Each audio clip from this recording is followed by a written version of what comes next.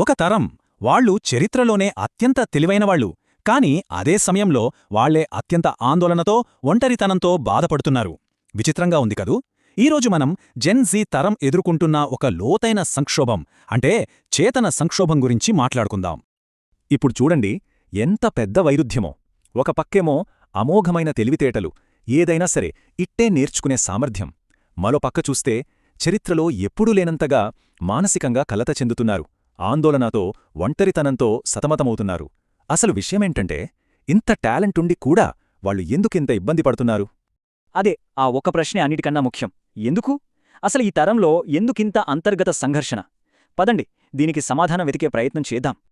సరే, ఇదంతా మన ఊరికే అనుకుంటున్న మాటలు కావు. కొన్ని షాకింగ్ నిజాలున్నాయి అంకెల రూపంలో. ఈ తరం ఎంత పోరాడుతుందో ఆ నంబర్స్ చూస్తే మనకే అర్థమవుతుంది. ఒకసారి ఆ గణాంకాలన్నీ చూద్దాం. ఇది గమనించండి. ప్రపంచవ్యాప్తంగా జరిగిన సర్వేలు ఏం చెప్తున్నాయో తెలుసా? ప్రతి 3 జెన్జీ యువతలో ఒకరు ఆందోళన లక్షణాలతో బాధపడుతున్నారట. ఇదేదో చిన్న నంబర్ కాదు. ఇది ఒక తరం మొత్తం ఎదుర్కొంటున్న ఒక పెద్ద మానసిక ఆరోగ్య సంక్షోభం. నిజంగా ఆందోళన కలిగించే విషయం.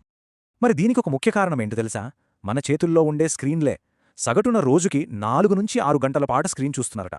మరి రీసెర్చ్ ఏం చెప్తోందంటే, ఇంతసేపు స్క్రీన్ చూడటం వల్ల మానసిక సమస్యలు విపరీతంగా పెరిగిపోతాయని హెచ్చరిస్తున్నారు. అంతేకాదు, ఈ సమస్యలు కేవలం ఆందోళనతోనే ఆగిపోవట్లేదు.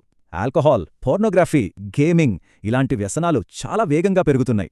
దీనివల్ల ఏమవుతోందంటే, స్నేహాలు విరిగిపోతున్నాయి, ఒకరిపై ఒకరికి నమ్మకం పోతోంది. ఇవన్నీ కూడా పెద్ద సమస్యలుగా మారుతున్నాయి. అయితే ఇక్కడ మనం ఒకటి అర్థం చేసుకోవాలి. టెక్నాలజీ అనో, ఆర్థిక వ్యవస్థానో ఇవన్నీ పైకి కనిపించే కారణాలు మాత్రమే. అసలు సమస్య వీటన్నిటికన్నా చాలా లోతైనది. ఇది ఒక చేతన సంక్షోభం, ఒక కాన్షియస్నెస్ క్రైసిస్. భగవద్గీతలో దీని గురించి ఒక అద్భుతమైన వివరణ ఉంది.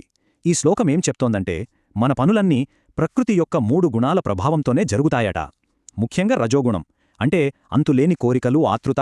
ఇంకా తమోగుణం, అంటే అజ్ఞానం, బద్ధకం. మనస్సు గనక ఈ 2 గుణాలలో చిక్కుకుంటే ఇక జీవితంలో శాంతి అనేది ఉండదు, అంతా అశాంతే. సరే, ఇప్పుడు మరో ముఖ్యమైన విషయానికి వద్దాం. సమాచారం అంటే ఇన్ఫర్మేషన్, మరియు పరివర్తన అంటే ట్రాన్స్ఫర్మేషన్. ఈ రెండిటి మధ్య చాలా పెద్ద తేడా ఉంది. కేవలం విషయాలు తెలుసుకోవడం వేరు, మనల్ని మనం మార్చుకోవడం వేరు. ఈ రోజుల్లో మన పరిస్థితి ఎలా ఉందో చూడండి. ఒకవైపు మన చేతిలో ఏఐ, ఇంటర్నెట్, పెద్ద పెద్ద డిగ్రీలు, జ్ఞానానికి కొదువే లేదు. కాని రెండో వైపు శాంతి, జీవితానికొక అర్థం, ఒక స్థిరత్వం ఇవేవీ లేవు. మన దగ్గర సమాచారం కొండంతుంది, కాని మనలో పరివర్తన మాత్రం శూన్యం. ఈ విషయంపై శ్రీల ప్రభుపాదుల వారు చెప్పిన ఒక మాట చాలా లోతైనది. ఆధునిక విద్య బ్రతకటానికి డబ్బు ఎలా సంపాదించాలో నేర్పుతుంది, కాని మరణాన్ని ఎలా ఎదుర్కోవాలో నేర్పదు అని. ఆలోచించండి, మన చదువులన్నీ కేవలం భౌతికమైన అవసరాల చుట్టూనే తిరుగుతున్నాయి. అంతకు మించి ఏంటనే ప్రశ్నకు సమాధానం దొరకట్లేదు. సరే, ఇన్ని సమస్యలున్నాయి, మరి పరిష్కారం ఏంటి? ఈ తాత్కాలిక ఆనందాలు, స్టిమ్యులేషన్ను దాటి అసలైన పరిష్కారాన్ని ఎలా కనుక్కోవాలి? మనసుకి నిజంగా ఏం కావాలో, ఆ ప్రయోజనం వైపు మార్గమేంటో ఇప్పుడు చూద్దాం. ఇక్కడే మనకు భక్తి అనే కాన్సెప్ట్ పరిచయమవుతుంది. భక్తి అంటే చాలామందేదో ఒక ఎమోషన్ అనుకుంటారు, కాని అది కాదు. ఇదొక సైంటిఫిక్ స్పిరిచువల్ ప్రాసెస్.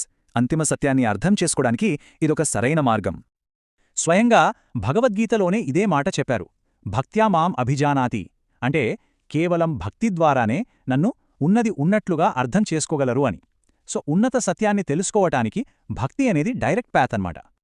అయితే ఈ భక్తి మార్గంలో నడవటానికి ఒక ప్రాక్టికల్ టూల్ కూడా ఉంది. ముఖ్యంగా ఈ ఆధునిక కాలంలో మన చేతనను, అంటే మన కాన్షియస్నెస్ను ఉన్నత స్థాయికి తీసుకెళ్లడానికి ఒక శక్తివంతమైన సాధనం. అదే హరే కృష్ణ మహామంత్రం. ఈ మహామంత్రాన్ని జపించడం వల్ల కలిగే ప్రయోజనాలేంటో చూడండి. ఇది కోరికలను అదుపులో పెడుతుంది, మనసును ప్రశాంతపరుస్తుంది, మన చేతనను ఉన్నత స్థాయికి తీసుకెళ్తుంది. అన్నిటికన్నా ముఖ్యంగా నిజమైన ఆనందాన్ని మేల్కొలుపుతుంది. ఒక్కసారి గుర్తుచేసుకోండి, మనం మొదట్లో మాట్లాడుకున్న ఆందోళన, వ్యసనాలు, అశాంతి వీటన్నిటికీ ఇదొక డైరెక్ట్ సొల్యూషన్ లాంటిది. చివరిగా ఒక విషయం గుర్తుంచుకోండి, ఎవరూ బలహీనులు కారు, ఎవరూ విరిగిపోలేదు. కేవలం ఒక నిమ్నమైన చేతనలో, అంటే ఒక లోయర్ కాన్షియస్నెస్లో చిక్కుకుపోయారు అంతే.